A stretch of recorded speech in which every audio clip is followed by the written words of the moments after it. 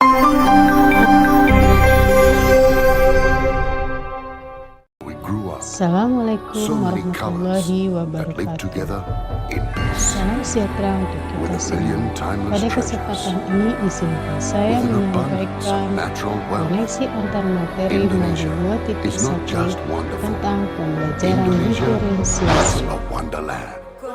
Baiklah, saya akan memperkenalkan Ibu Agustina Elizabeth sebagai fasilitator dan Bapak Zainal sebagai pengajar praktik. Ada sebuah kutipan yang disampaikan oleh Arthur Oderheide, yaitu tentang semua pengetahuan terhubung ke semua pengetahuan lainnya. Yang menyenangkan adalah membuat koneksinya. Pada tugas koneksi antar materi modul 2.1 tentang pembelajaran diferensiasi, ada beberapa pertanyaan. Yang pertama, apa yang dimaksud dengan pembelajaran diferensiasi? Bagaimana hal ini dapat dilakukan di kelas? Pengertian pembelajaran berdiferensiasi. Menurut Tomlinson, pembelajaran berdiferensiasi adalah usaha untuk menyesuaikan proses pembelajaran di kelas untuk memenuhi kebutuhan belajar individu setiap murid. Pembelajaran diferensiasi juga diartikan sebagai serangkaian keputusan masuk akal atau common sense yang dibuat oleh guru yang berorientasi kepada kebutuhan murid. Dalam menerapkan pembelajaran diferensiasi di kelas, ada 5 hal yang harus diperhatikan. Yang pertama yaitu menentukan tujuan pembelajaran yang didefinisikan secara jelas. Yang kedua, menganalisis kebutuhan belajar murid dengan melakukan asesmen diagnostik berdasarkan 3 aspek, yaitu kesiapan belajar, minat murid, dan profil belajar murid. Yang ketiga, menganalisis penerapan 3 strategi diferensiasi, yaitu diferensiasi konten, diferensiasi proses, dan diferensiasi produk. Yang keempat, menciptakan lingkungan belajar yang mengundang murid untuk belajar. Dan yang kelima, manajemen kelas yang efektif dan melakukan penilaian berkelanjutan. Selanjutnya pertanyaan yang kedua yaitu bagaimana pembelajaran berdiferensiasi dapat memenuhi kebutuhan belajar murid dan membantu mencapai hasil belajar yang optimal. Dari pertanyaan tersebut, saya menyimpulkan bahwa pembelajaran berdiferensiasi dapat memenuhi kebutuhan belajar murid dengan cara yang pertama, guru harus melakukan pemetaan kebutuhan belajar murid berdasarkan 3 aspek, yaitu kesiapan murid. Dalam kesiapan murid, guru perlu melakukan kesiapan murid untuk mengetahui kapasitas murid mempelajari materi, konsep atau keterampilan baru. Yang kedua, minat belajar. Dalam kegiatan minat belajar, guru memberikan pilihan kepada muridnya untuk belajar sesuai dengan minatnya. Belajar sesuai minat dapat meningkatkan motivasi murid untuk belajar. Dan yang ketiga, profil belajar.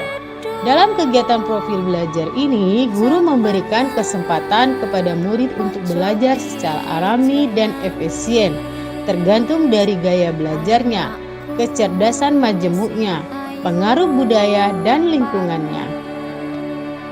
Selanjutnya, hal yang dilakukan guru untuk mencapai hasil belajar yang optimal yang kedua yaitu guru dapat menerapkan 3 strategi diferensiasi secara tepat. Yang pertama, diferensiasi konten. Guru perlu menyesuaikan konten atau materi pembelajaran sesuai dengan kebutuhan murid yang beragam, mempertimbangkan dari pemetaan kebutuhan, kesiapan, minat, dan profil belajar murid. Yang kedua, diferensiasi proses. Dalam diferensiasi proses, guru perlu memvariasikan proses belajar agar beragam. sesuai dengan kebutuhan murid. Proses ini mengacu pada bagaimana murid memahami atau memaknai apa yang dipelajari. Yang ketiga yaitu diferensiasi produk. Dalam diferensiasi produk, guru perlu memodifikasi tagihan produk yang dihasilkan murid sesuai dengan konten yang telah mereka pelajari dan proses yang telah mereka lewati. Pertanyaan selanjutnya yaitu bagaimana Anda melihat kaitan antar materi dalam modul ini dengan modul lain di program pendidikan guru penggerak yang pernah dipelajari.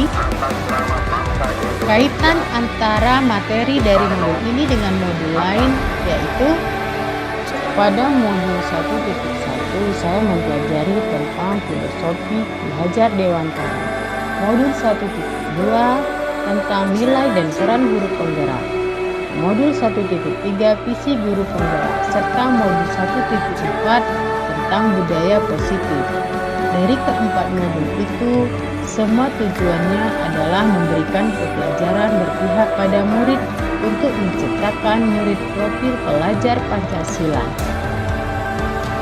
Kaitan antara modul 1.1 dengan modul 2.1 yaitu menurut Ki Hajar Dewantara, pendidikan memberi tuntunan atau menuntun terhadap segala kodrat yang dimiliki anak agar ia mampu mencapai keselamatan dan kebahagiaan yang setinggi-tingginya, baik sebagai seorang manusia maupun sebagai anggota masyarakat.